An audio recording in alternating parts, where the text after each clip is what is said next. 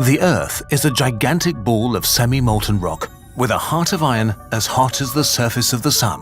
Titanic amounts of heat left over from its birth and the radioactive decay of trillions of tons of radioactive elements find no escape but up. Currents of rock spanning thousands of kilometers carry this energy to the surface. Earth's crust is the only thing in their way. It feels solid to us, but it's only a fragile barrier, an apple skin around a flaming behemoth. True apocalypses can break through and unleash eruptions tens of times more powerful than all of our nuclear weapons combined, subjecting the climate to centuries worth of change in a single year, while drowning continents in toxic ash and gases. Supervolcanoes. How big can they get? And will they put an end to humanity?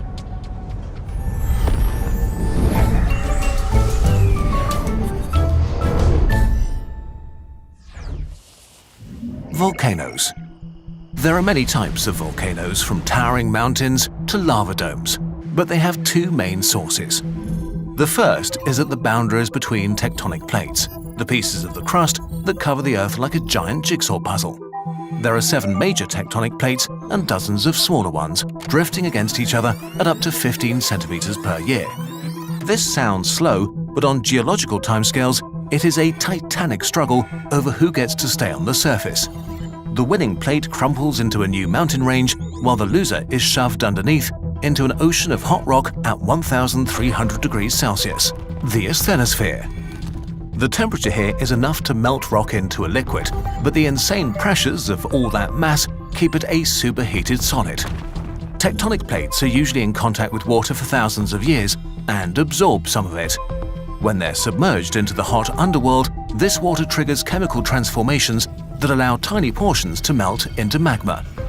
Liquid magma is less dense than solid rock, so it rises to the surface in furious bubbles that accumulate in sponge-like reservoirs right under the crust.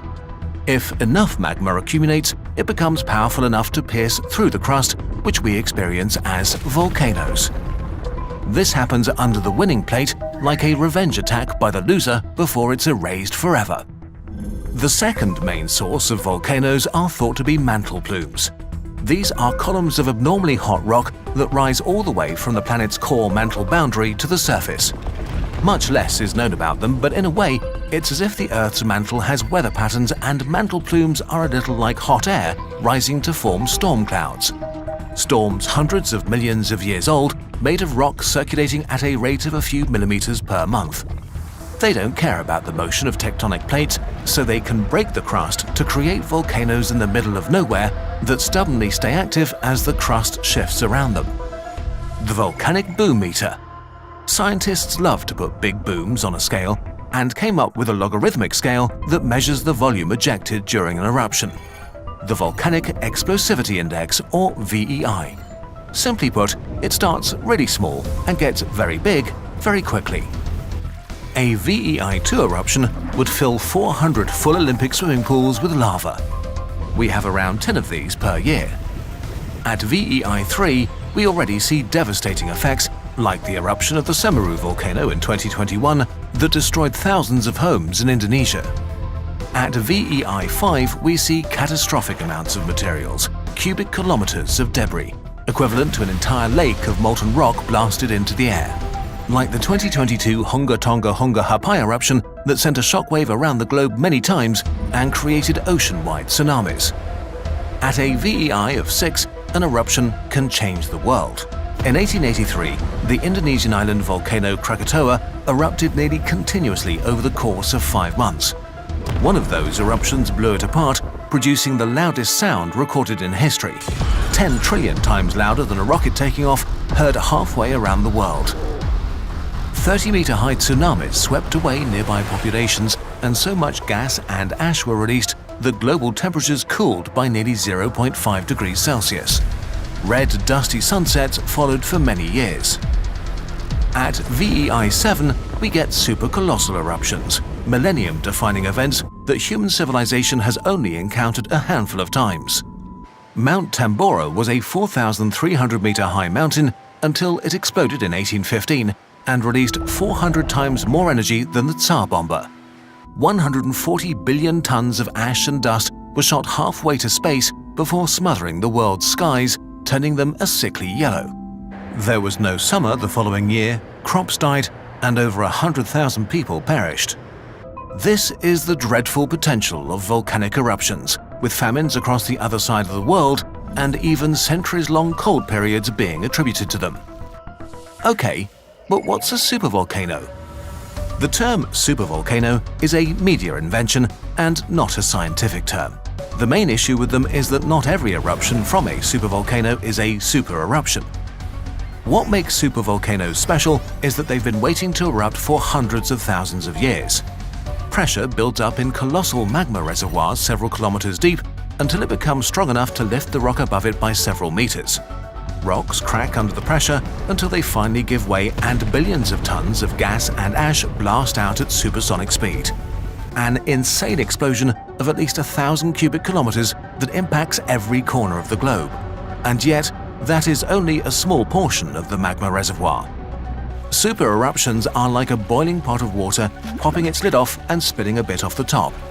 Afterwards, the ground collapses into the void left behind, forming a hole called a caldera. Under this caldera, pressure starts building again until the volcano gathers enough energy for another super eruption. But this could take hundreds of thousands of years. It's estimated that one of the few volcanoes capable of super eruptions on Earth could cause a catastrophic eruption every 17,000 years on average. That would make them far more frequent than comparable asteroid impacts. The most recent super eruption is the Oronui eruption 26,500 years ago in New Zealand. With the force of dozens of billions of tons of TNT, a Mount Everest-sized pile of explosives, a huge portion of the landscape was scooped out and thrown into the atmosphere. It left behind a caldera spanning 20 kilometers, and it caused the entire southern hemisphere to undergo a period of abrupt cooling. Though among super eruptions, it's a mere firework. The Lake Toba eruption of 74,000 years ago was a much more significant turning point in history. It released a gargantuan 5,300 cubic kilometers of material, enough to blanket parts of South Asia, in 15 centimeters of ash and trigger a rapid 4 degrees Celsius drop in global temperatures. It's possible that the volcanic winter lasted 10 years, followed by worldwide droughts for centuries. Earth's climate might have not recovered for 1,000 years. The largest volcanic events we know of were not really huge explosions, but floods of millions of cubic kilometers of lava. The grand finale were the Siberian traps around 250 million years ago, a continuous release of lava for 2 million years.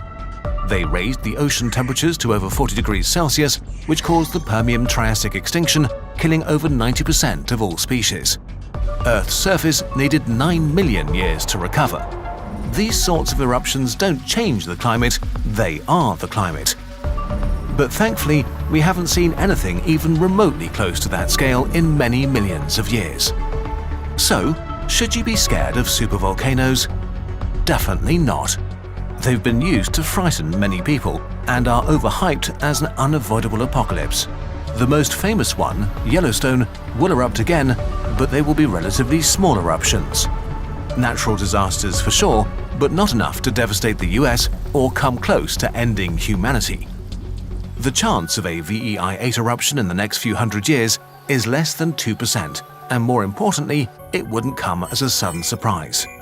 However, less powerful but more frequent eruptions can also do serious damage to our civilizations and are in many ways a much greater concern. So we must watch for slow changes in magma reservoirs like ground swelling and temperature increases to get an early warning that can save the lives of people living the closest to a volcano. And there's time to develop solutions that can remove sulfur and ash from the stratosphere to eliminate the root cause of the climate disruption we've seen from previous eruptions. Who knows, maybe we'll even be able to turn this force of destruction into an agent for good by exploiting the geothermal energy held in their giant magma reservoirs.